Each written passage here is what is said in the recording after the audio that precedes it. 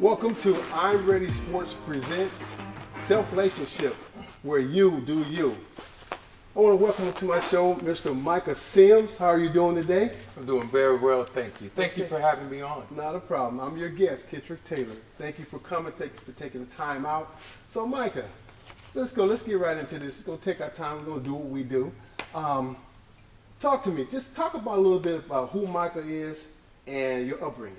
Okay. Micah Sims is the 10th child of Buddy and Morley Sims, but there were 12 of us. Oh, wow. 10 girls, 2 boys. What happened? 10 girls? 10 girls. I wasn't involved in that process, but unfortunately, I right? just fall in to be number 10. Okay, all right. And what's interesting is that me and my brothers, the only 2 boys, born on the same day but 3 years apart. Whoa. And I'm the youngest son, so Same, I always Micah? say, yes, I'm the late twin. Okay. But born and raised in Pomona, California. Went to all Pomona schools. Go ahead, Pomona. We all in the house. Okay. A proud, always got Pomona on my sleeve wherever I go, worldwide. All right, that's great. Because as some of you know, I grew up in Pomona too. Okay, so yeah, P-Town we're representing. P-Town in the house. Okay, go ahead. We're in the house. Go ahead. So more about your upbringing. How was that, and things that you experienced on that lower level, on that younger level. My upbringing was actually great. I'm grateful that my father had the foresight about in 1956 to move us from Los Angeles to Pomona. Wow, you uprooted, okay. So we moved to Pomona when Pomona was really Mayberry, USA. Okay.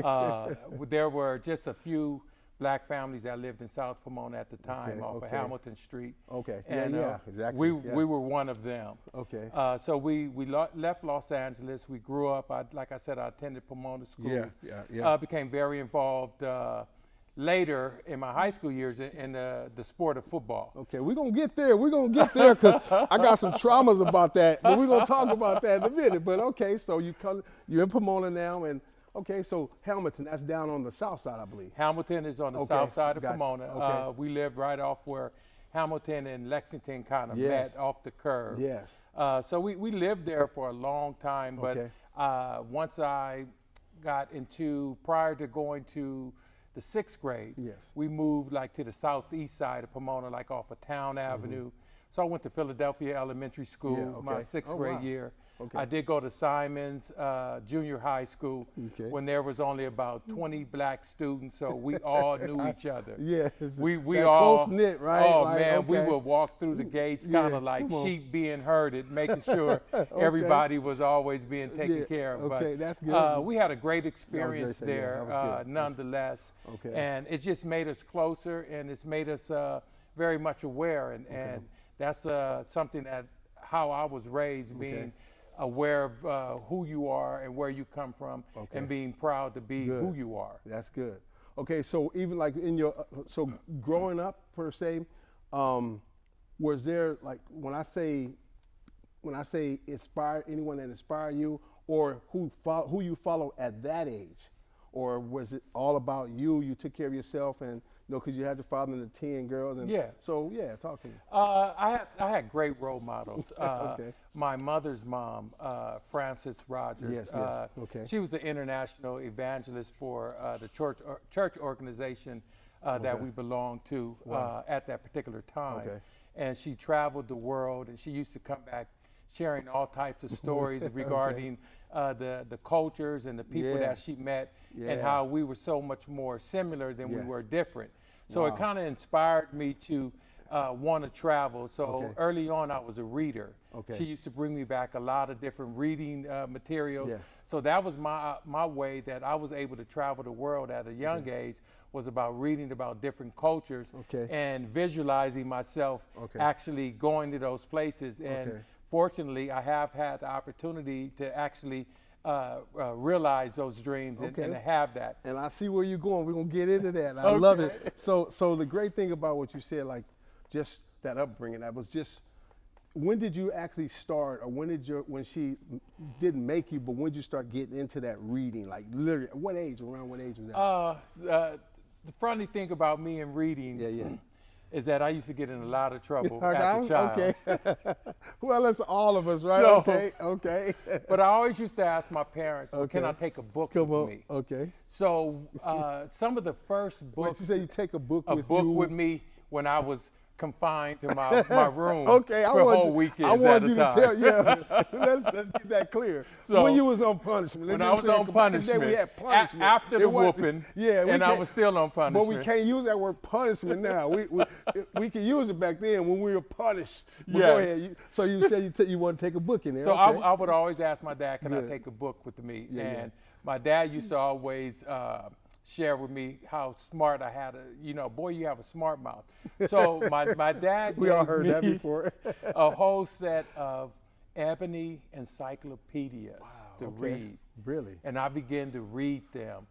And I began to read them just when I wasn't on punishment. Yes. I would want to learn so much about the richness of our culture. Yes. And then that combined with my grandmother coming back and sharing her stories from being overseas and all in the Caribbean and meeting people that look like us. It just continued to inspire me. Right. But I was always told that the only way that you can physically experience these things is if you had the money and the financial means to do so. Wow. So they also instilled in me a strong work ethic. Yes. And I actually started working my first job. Wow. True story, in the 6th grade. Okay. My dad used to buy me Husky jeans. We all had them. Go ahead. And I used to tear them up. Husky jeans and Buster Brown shoes. Yeah, come on, man. And I would tear them up real easily. Yeah. So one time I told my dad I was in the 6th grade and I asked him, I said, well, I want some soft pants. I didn't know what slacks was called, but I just knew I wanted some soft pants and a collared shirt. Go ahead.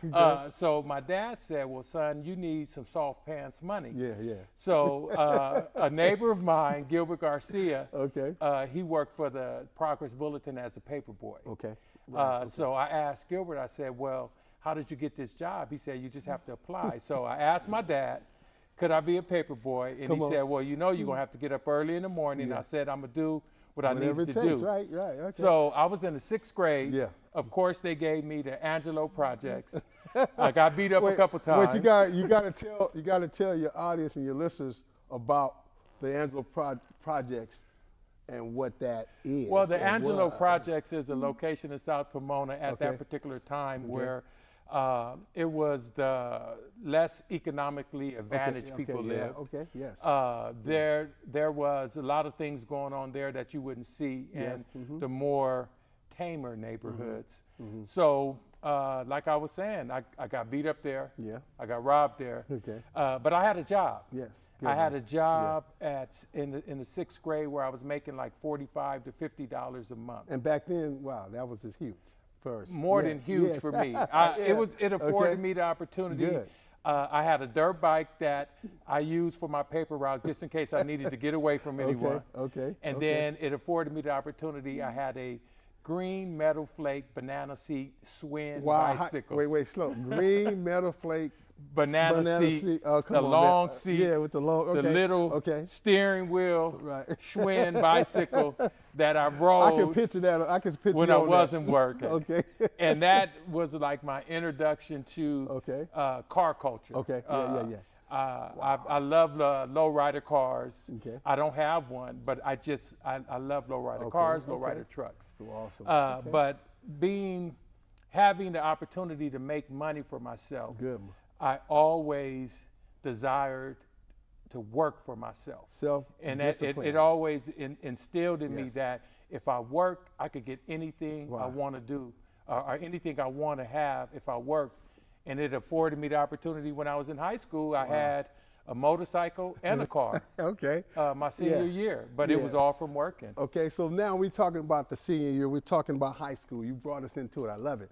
So, Micah, come on, man. So I played at Pomona High School, and Micah played at Gary High School. And Micah, and I'm not just saying this, Micah was one of the baddest, meanest, toughest linebackers in the Inland Empire and maybe some Southern California other schools. And I can remember, Mike, I don't know if you remember this, and so my grandmother lived on the corner of Lexington and Park.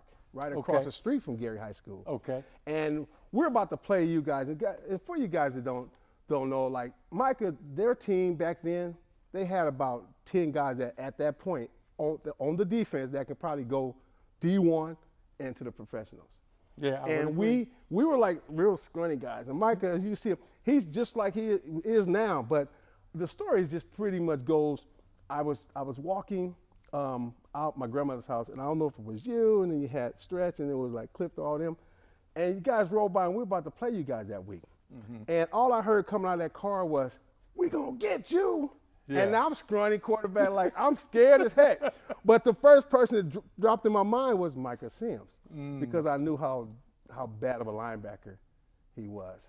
But I'm just letting you know, man, you put a lot of fear in me, bro. Back then, like real talk. But before we go into that, we're gonna actually go into a commercial. We're gonna come pick up right back where we left off. Okay.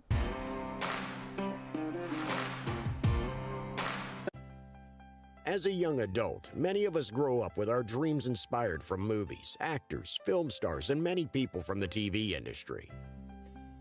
We imagine ourselves to be that way, to be in the same limelight, and accomplish the same amount of stardom someday. BFN actually does that for a lot of individuals who belong to disadvantaged groups in society with much less access to the same privileges as us, and most likely face barriers and discrimination entering the film or theater industry. They offer many programs through theater arts and also mentor the youth with acting classes. It acts as a form of self-expression for many and gives them an outlet to practice and certainly move much closer to their dreams.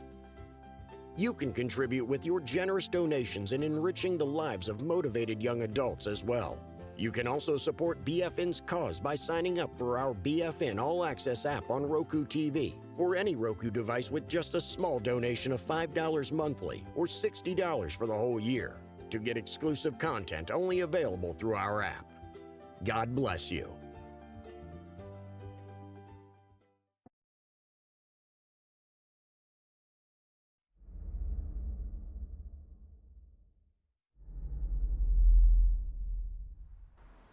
Look, that's the girl that's doing it to us.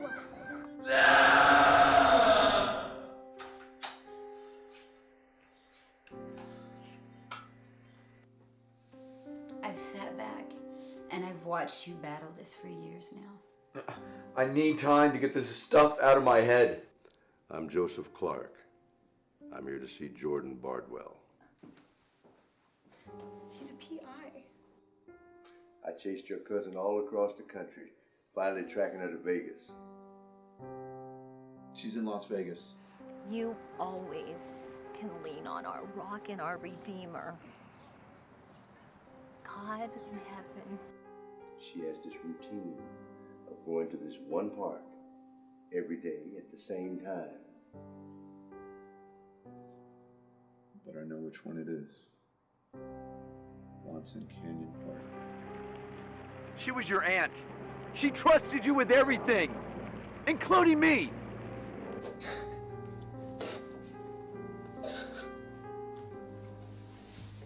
I need all of you if we're going to make this marriage work.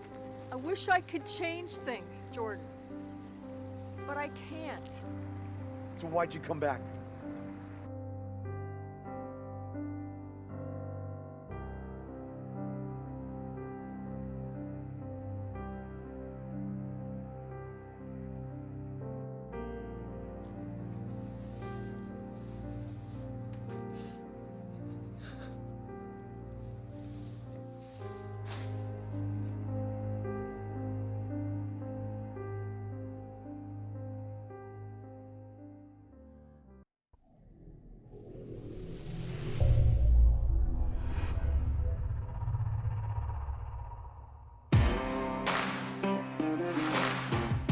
Welcome back to SelfLationship, where you do you.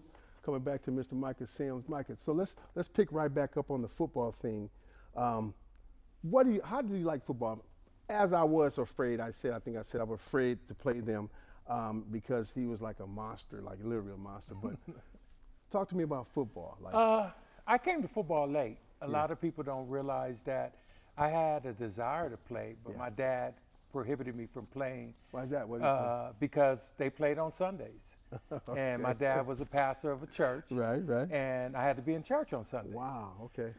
But I think something that helped me along the lines, he allowed me to run track. Because my dad was a big track and field lover himself. Okay. So I started running track when I was maybe 5th or 6th grade. Okay. So as I had the opportunity to play football my freshman year in high school, I took real well to it. Okay. And I found that the ruggedness of football suited my mentality. Track was just running. Like what events did you do in track?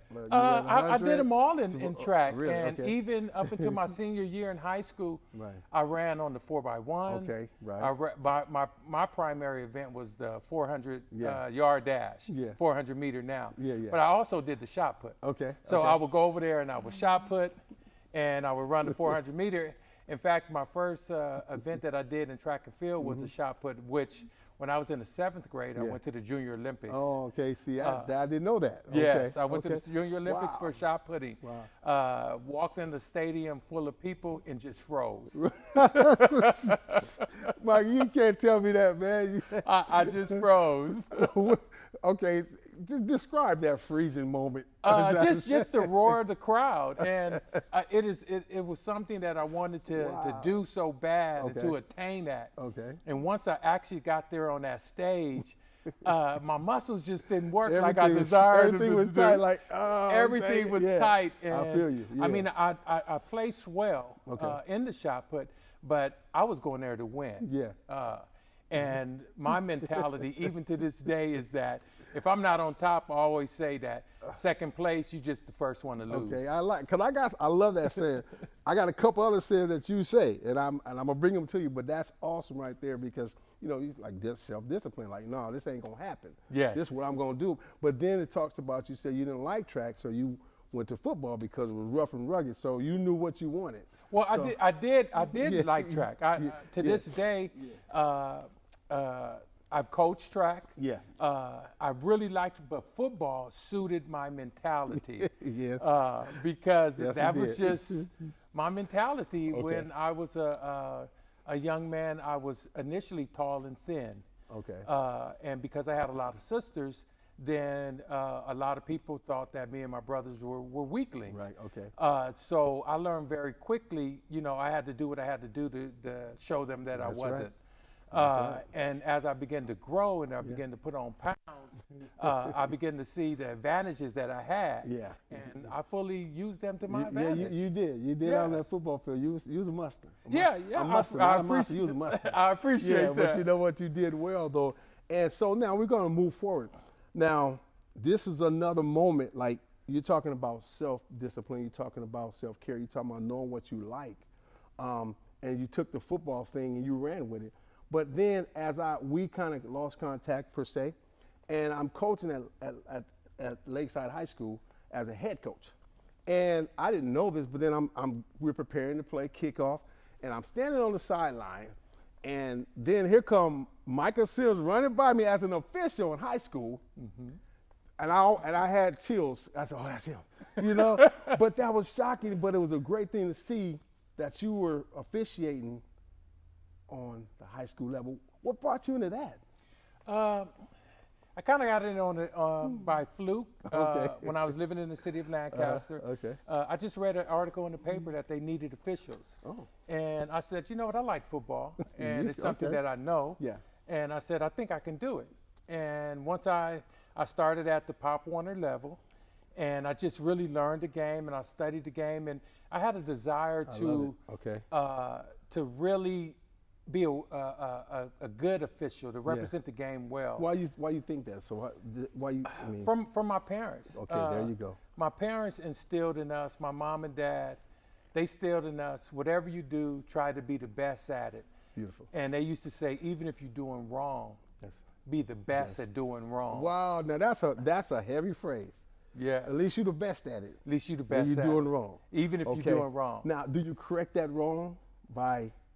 Well, I try not to do wrong. Okay, but But there's been times that I have had to self-correct myself. Okay. Failures. Talk about a little bit, a couple of failures behind that. Well, you know what? I think one of my greatest failures, and I'm so glad you asked me that question, is when I was in high school. I was being heavily recruited by then Pac-8 schools, primarily UCLA. Yes, okay, go ahead. I took a couple of recruiting trips to UCLA.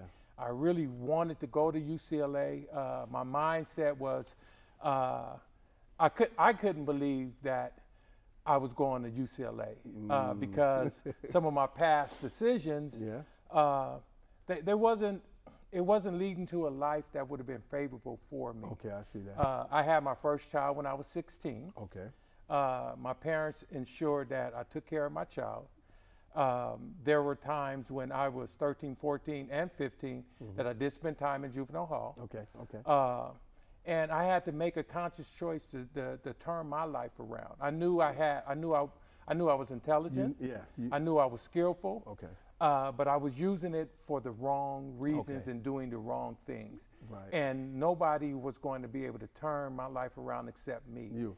That's a self-relationship moment right there. Like, nobody else. I got to do it. I got to do it. That's awesome. Yeah, okay. And the last time that I had spent about 30 days in juvenile hall, I was determined never to go back. So I got out. I got myself together. I was able to go back to Gary High School because I was behind. All right. But one thing a lot of people don't know is that when I graduated from high school, my last 2 years, I used to go to regular school and I used to go to adult school because I had to catch up on credits. That's good. Responsibility. That's I good. still graduated with my class. That's awesome. My junior and senior year, I was on the principal honor roll. Wow. That's huge. But dealing with the most failure, we were playing a high school game against Shure High School in the semifinals. And we ended up losing that game. And we lost the game rather, and I lost my emotions. So you lost your emotions, like, okay, so go in like a little bit about kids. Okay. lack of self-discipline at that moment. I beat up 2 kids from the opposing team. Okay. Referee tried to pull me off. I beat up a referee. Right. Okay. And I remember that Monday I was called into our coach's office, Coach Oliver Lucas, a man whom I love and have a lot of respect for. And he had Terry Donahue, from the head coach at the time at UCLA. And he made mention that he was at the game, and he stated that my conduct was the type of conduct that could not represent that school, so therefore he was officially withdrawing their consideration for a scholarship for me. Wow, that had to be a devastating moment like that. It crushed me. That hard work you did. I was very fortunate. I was able to go to Cal State Fullerton University and play football there. But my football aspirations didn't turn out how I desired them initially. Right, okay. But I was shown enough and taught enough and was able to receive enough education where I was able to transition to the next part of my life. That's good. Which was working for the state of California for the Department of Corrections. Okay, and that's huge. And with all that said, though, you mentioned something, and we talked about a phrase. Me and you were talking the other day, and you just said, with all the things that you did and went through and your failures, which you're very successful now, you said something to me and it stuck in my head. You said you would never let anyone else outwork you. That is correct. Go in that. I mean, yeah. Any field that I've ever engaged in, I was taught, I'm not going to let nobody outwork me. Good. They may have more knowledge than me initially. If I find out that they do, that just means I need to find out more. Yes. If they have more of a desire or even the stamina to do the job, then I have to increase mine. Yes. Because I refuse to fail by someone else outworking me. Yes. Even after retiring from the state, I had a desire to go to film school. Okay. I went to film school at the age of 54, where many of the other students thought I was an instructor. Okay, so okay. But even in that, there were 6 of us that began that program. Okay. And after the first semester, all 5 of my fellow classmates dropped out. Right. I was there by myself, and it was a hands-on program where you learn how to shoot, edit. So I had to go out by myself. Yeah. So it was a real watershed moment regarding how serious I am regarding learning this process. Yes. Because I had to do it by myself. But there was no stopping you. It is what it seemed like. You just see it and you get it, you feel it, you going for it. That's pretty much it. My grandmother, once again, getting back to my grandmother, who lived to be 94. Yes. My grandmother used to say, I'm a rust out. I'm not going to wear out. I love it. I mean, I'm going to wear out. We're not going to rust out. But I'm not going to rust out. I love it. So I love it. I picked up the same mantra. I'm going to wear this body out. I'm going to get all that I can out of it. But I refuse to let it rust out. Wow, because that was huge for me. But so we're going to go to a commercial, and we're going to pick right back up right here because I love it. Be right back.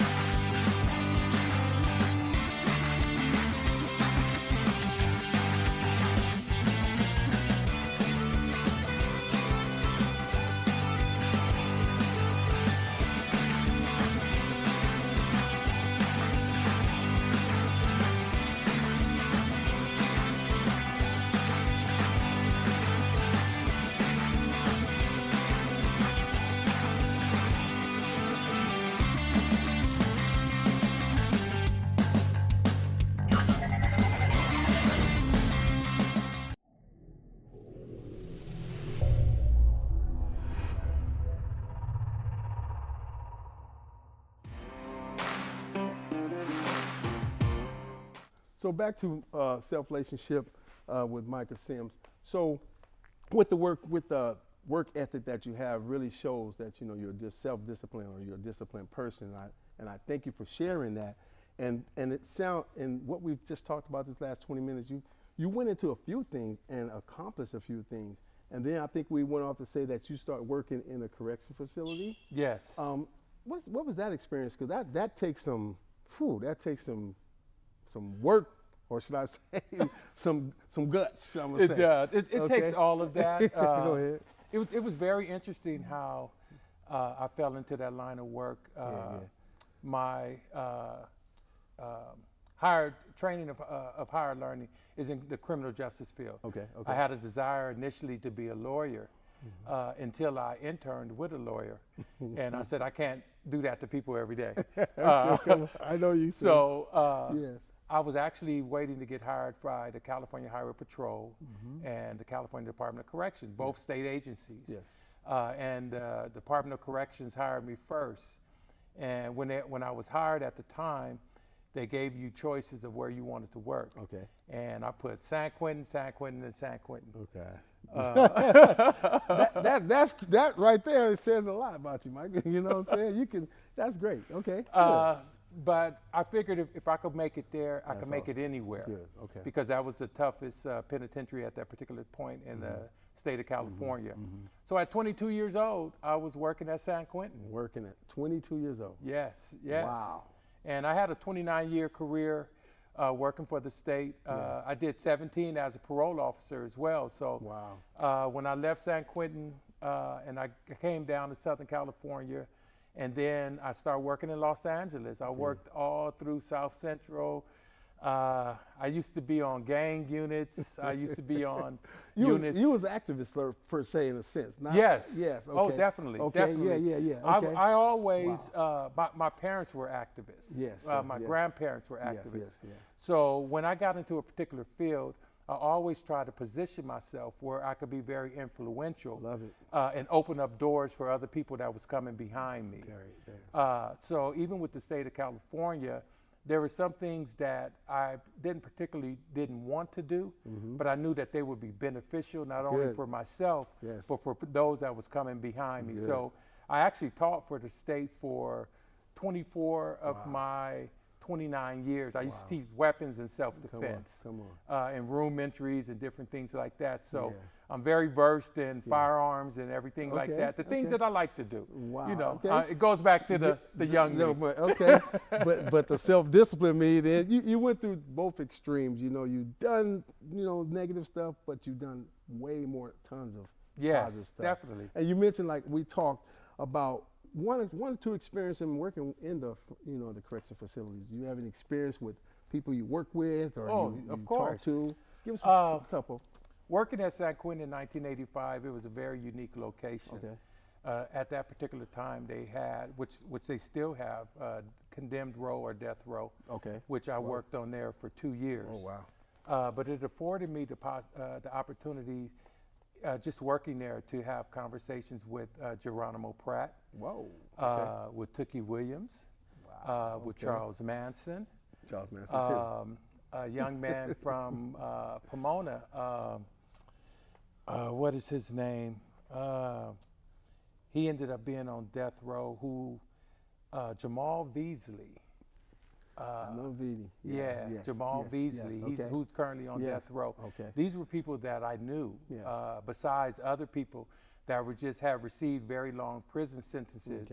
That, I mean, I knew people that I used to spend the night at their house. Some of them I had dated their sister. So these were guys that real close. But they continue to make choices that I turned away from.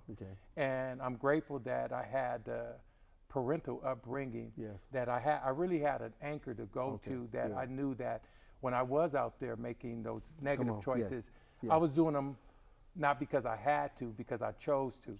So just like I chose to do them, I could choose not to do them. That's great. So it led me to a place where, working at San Quentin, where God showed me that I could have been there and not working there.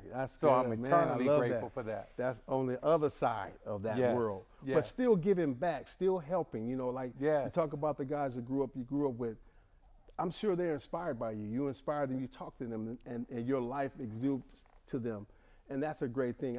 I know that moving forward, when your dedication is huge. Like I saw on Facebook, right? And then I saw this thing where you got a certificate for studying ancestry. Yes.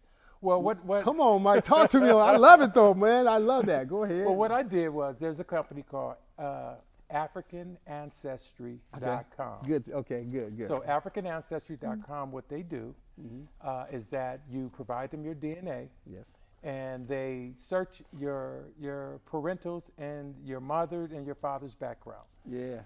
So rather than just going to the country in Africa, they go down to the native peoples and from that particular region that you can discover where you're from. Yeah. Come on. So I had the opportunity, and I did my mother's side and I did my father's side.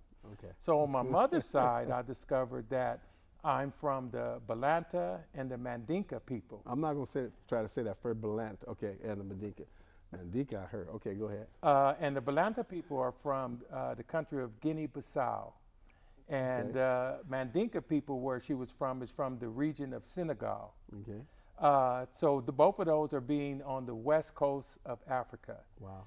When I did my dad, I was even more shocked. Okay, come on. Because it came back Portuguese. Hold up. Time out. Stop the press. Portuguese? Portuguese. How? Like, what? The only thing I could imagine happened, because I'm very aware that the Portuguese was either the second or third country to jump on the Atlantic slave trade. Okay, yeah. Okay, that there was a Portuguese man who goodness. came from Portugal. Come on. And in the enslavement of a Mandinka Balanta woman. Okay.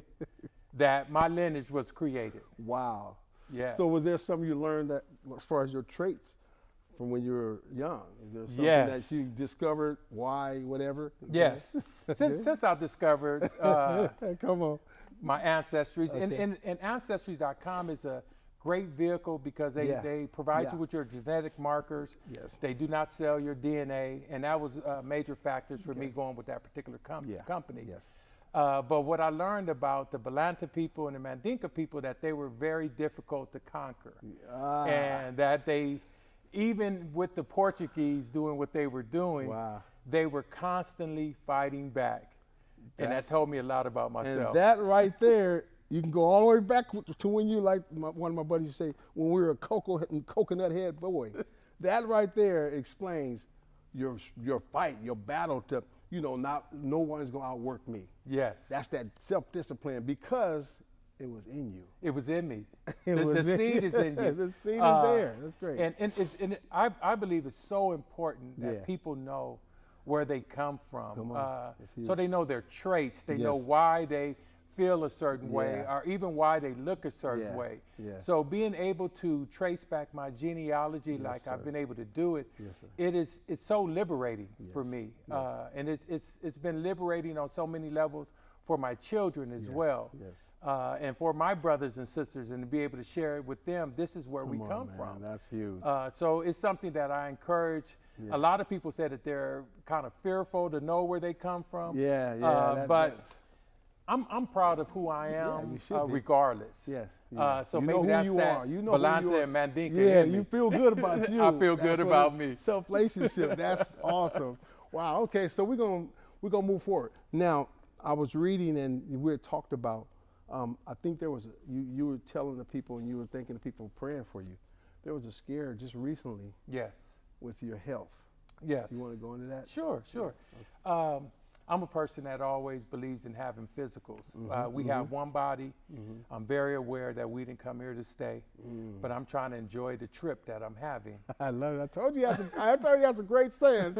I love it. Go ahead.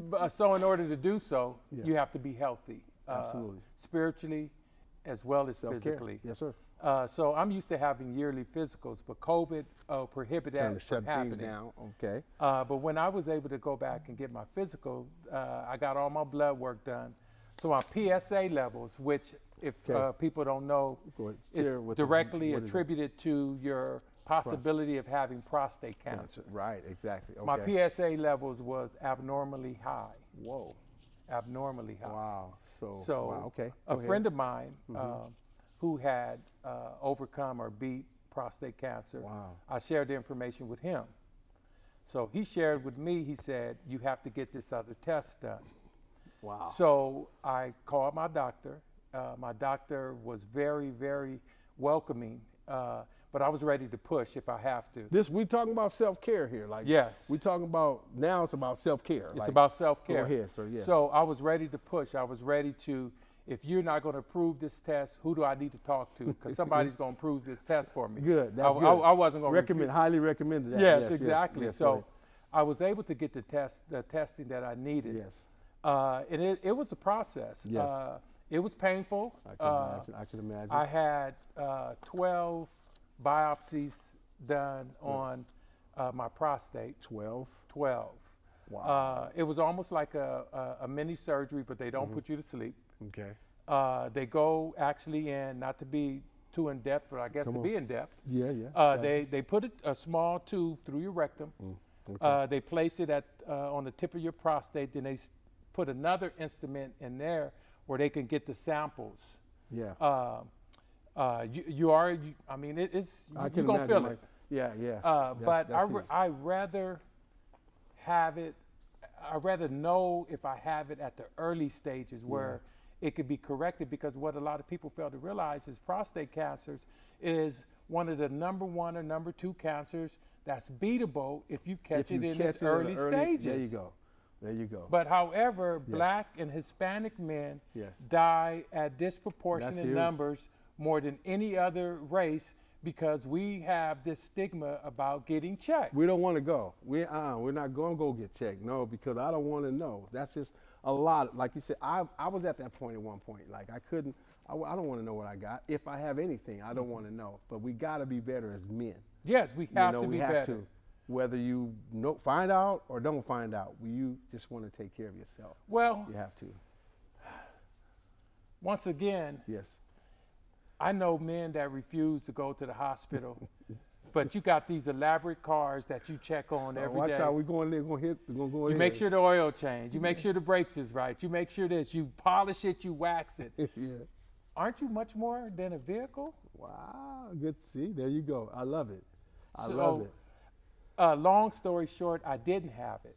That's awesome. I did not Praise have God. prostate cancer, Good, but the process now, I'm on a regimen that every 6 months I'll have my levels tested, and if I need to do any additional testing, then I will get the additional testing done, because it's better to know so it can be treated than to go and then get sick. I had an uncle by marriage who passed away at 59. Wow, that's huge. Because he refused to go to the doctor. And then when he did go to the doctor, he had stage 4 prostate cancer. Wow. And he passed soon thereafter. Yeah, so I know the importance of it. It's very important. Self-responsibility, you got to make sure you follow up and do those things. You have to follow up. And you said something on that note. You said an ounce of prevention is better than a pound of cure. Yes. This is your, that's Micah saying. I'm going to say it again, an ounce of prevention is better than a pound of cure. That's so huge. Yes. You know, instead of saying, oh, now I got it, now I got to do all this cure, take care of all this medication, I got to do this.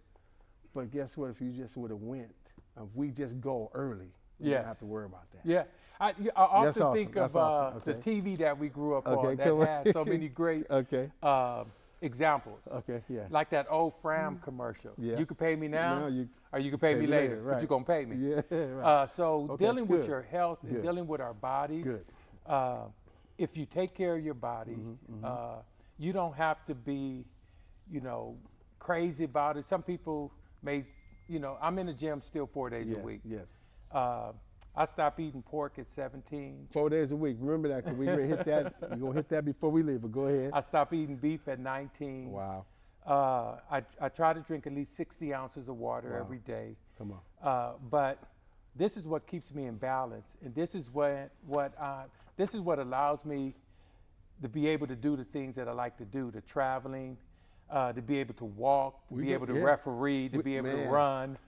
So it's all a process, and I don't ascribe to the notion that after you hit 50, then everything goes downhill. I think you're free to do everything you always wanted to do at that time. And let's just move on. You went into something.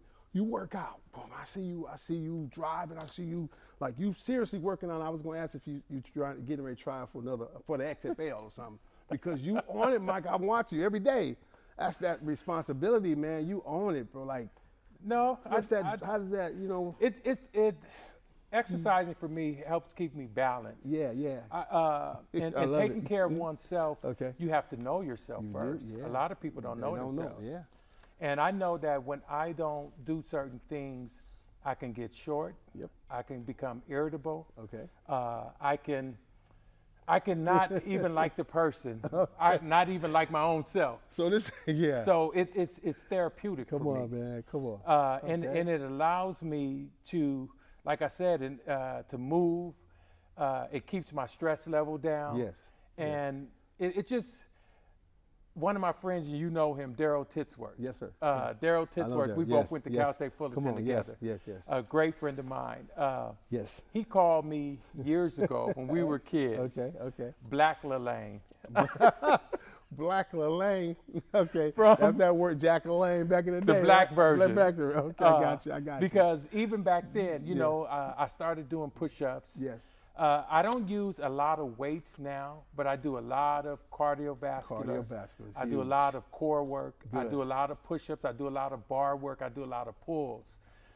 So, my joints can stay how they're supposed to, but I can still stay strong. Because, one thing I know for sure as we get older, I'm a lion, but I'm a gray lion You're now. a gray lion, right. Okay, that's so good. As a young lion, see the gray lion, they may think the gray lion can be taken, but I'm just like a volcano. Yeah, man, come on, Just because I'm not exploding, I love it. Don't mean I'm not a volcano. There you go. So I'm still a volcano. You're still a volcano. I'm still a volcano. And you're taking care of yourself. Yes, and sir. That's what this show is about. Relationship. So other things, I think I saw you. You go to your granddaughter's basketball games, and that's huge. Yes, that is huge. Like I have 6 children, 3 boys, 3 girls. Combining those from marriage, I have 15 grandchildren. They play a variety of sports. What's beautiful to me is that I'm able to mentor them. There you go. Not as a coach, but as a grandpa now. As a grandpa, right? Yeah, and I'm able to show them. I love it. Okay. Because I have a lot of my scrapbooks from back in the day. I'm able to show them. You keep all them scrapbooks? You got all your everything that you've done? From the weightlifting stuff and all that. Come on. I'm able to show them your grandpa was about that life back in the day. They don't understand that. They don't understand that. But you know it's funny, Mike. And we're not just like, I just didn't have someone come on the show just to have him. He's a great example of just going after things, you know, knowing who he is, taking care of himself, you know, knowing when he has to be disciplined, you know, it's responsibility involved. And it's huge. And I see you like, you be dancing, you know, on your video. I mean, like, that's huge, man. What is that like, just to be able to go out and just dance? That's necessary? Am I correct? It's very necessary. My wife and I, we go to a lot of concerts. Come on, yes. We love old school music. Yeah. The freedom to dance and to be free, and to love life to the extent where you're not concerned about what other people are thinking. That's huge. There you go. You're not concerned about what other people are saying. I've never really cared about what other people have said about me. But at this particular stage in my life, the freedom that I have and the things that I've overcome, it just gives me the confidence and the ability just to live life and to live it out loud. Yeah, I like that, out loud. Live it out loud. Live it out loud. What does that look like, living it out loud? Showing what, like? Living it out loud is to, first and foremost for me, everything that I have, all the things that I'm able to do, I'm able to do it because God had mercy on me. That's good. There you go. Okay. God had mercy on me. God had patience with me. Man. Come on. God granted me forgiveness for myself and for others as well. Yes, sir. And in that forgiveness, there's freedom. Yes. And I'm able to live, and I'm able to live that even people that may oppose me, that doesn't mean I have to oppose you. That just means I don't have to fool with you. And it's okay. I love that. I love that. That's you. a nugget. Yeah. That's a nugget. You can oppose me all you want. Yeah. But that means I don't have to deal with you. Yeah, I just don't have to deal with you. And I love it. That doesn't mean every time I see you, I have to become upset or angry. Because I'm free. Yes. But that doesn't mean that I have to strain to try to be in a friendship with people that may not want to be a friend to me. Yes. But I'm okay with that. That's good. Because I love me. My family loves me. Come on, man. And long as God loves me, and long as God has forgiven me, I learned a long time ago, Kittredge, that I'm trying to live my life to live eternally in the place that I desire to be. Yes, I love it. And in order to do so, I had to let go a lot of me and learn more about God. So my spirituality is very important to me. My spirituality, I try to let that guide my thoughts, my actions, and my choices every day. And it has. And I try to stay connected to the Most High, which leads and guides me. And I'm just grateful because as growing up in Pomona, I went to a lot of funerals of people that I loved. I started going to funerals of my friends when I was 16 years old. And I could have easily been one of them. But God just spared my life. And awesome. It wasn't because I was so smart. And that gives me a certain type of humility that I always try to live with, and I always try to seek to help other people and to show them that you can live a good life. You can live an honest life. You can live a clean life. And there's a lot of fun in doing so as well. Yes. So you just gave the audience, your listeners, the advice, great advice. Is there any other advice that you want to give your listeners? Anything else, just in general, just overall? Find out about you. Come on. Michael Jackson made the song "The Man in the Mirror." Man in the Mirror. Come on, man. I challenge people to do a test, something that I used to do. Yes. I used to see how long I could stand in the mirror and not say anything and look at myself. Wow. Wait. Slow down. So, look in the mirror. Don't say nothing. Don't say nothing, and see how long you can do it. Wow. Because what does that mean? your memories will flash before you. And a lot of times people don't like what they see. Wow. Okay. you know? So what's the result? So how do you get to that result? Like, okay, I'm looking, and now what? For me, I try to find the lessons that I learned even in my negative choices. Yeah. Sometimes you learn not to do that no more. There we go. Okay, that's what I was getting. Sometimes you learn that certain things don't matter. Sometimes you learn it's better to walk away than to say anything at all. There you go, Micah. That's huge. So looking in the mirror and the things I used to do, it allowed me to not only see where I had grown from my past, but see where I wanted to see myself in the future. Yes, yes. And those things that I visualized, a lot of those things have come to pass. They have come to fruition. That's huge. But it allows me to continue to dream. Yes. Continue to visualize. Keep continue going. to go forward. Working on yourself. Because once again, when it's all said and done, I want to leave a legacy for my family and for my children and grandchildren and great-grandchildren. Wow. I want to leave a blueprint yes, sir. For them to follow so they can have their own legacy and they can build their own legacy. And if I'm able to do that, then I think I've done my job. Well done, good, my faithful. Well done, my good and faithful servant. That is correct. Absolutely. And that's what I strive to do. And I strive to please God more than anything else. Awesome. To be less like me and more like him. That's awesome. Well, you heard some great advice. You've heard from this man here. Much respect, Micah. I mean, real talk, man. I follow you. I don't say much to you, but I follow you. And I love what you're doing. Keep doing what you're doing, because SelfLationship is huge, and you have demonstrated that in this podcast. So look these people right in your camera here, and tell them how to follow you, where they can follow you if you want them to follow you. And sure, because you're doing some great work. Go ahead. On Facebook, you can follow me at Clocking In, CLOCKINGIN : My Life After Retirement. That is my Facebook as well as my YouTube. I don't post all the time, but when I do, I try to make it special. And this year, I'm posting a lot of my travels. I have a lot of vacations coming up this year, so a lot of travel logs. I'm scheduled to go to Fiji. I'm scheduled to go to New Zealand. I'm scheduled to go to Hawaii. I'm scheduled to go to Costa Rica. And I'm scheduled to go to Dominican Republic all this year. And what I do when I go to those places, I like to interview local people and find out about their customs and to find out about how they live their particular lives. And I've come to find out that we're much more similar than we are different. So Clocking In: My Life After Retirement is where you can see those things I just mentioned.